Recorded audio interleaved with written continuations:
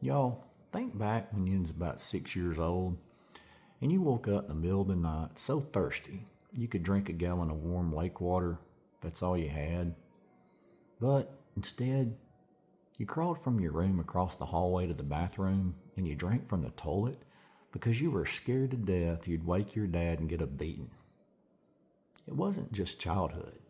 It was mental abuse disguised as discipline. Yeah, that right there is a tough pill to swallow because for years, maybe even your whole dang life, you were told what happened to you was normal. Just good parenting, tough love, the way things were back then. But deep down, you always knew something wasn't right. Maybe you were told you were lazy, dumb, ungrateful. Not once in a heated moment, but over and over until you believed it. Maybe your mistakes got met with shame, not guidance. Maybe your emotions were mocked. Maybe you weren't allowed to cry or question or even feel.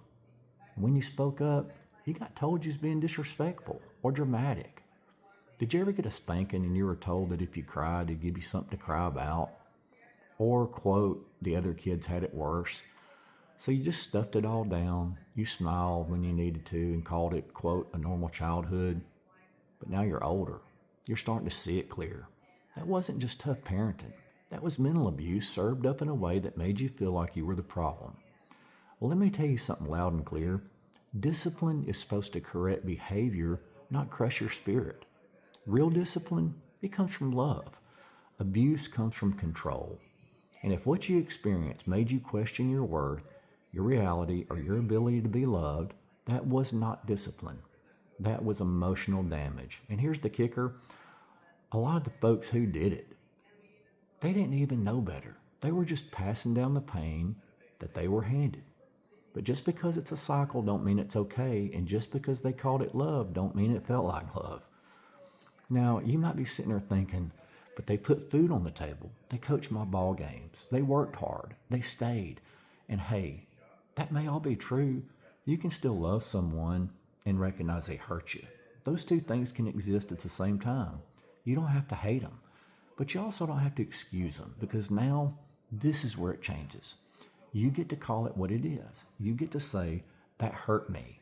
You get to stop pretending it didn't affect you. And most importantly, you get to start healing. You're not weak for feeling broken.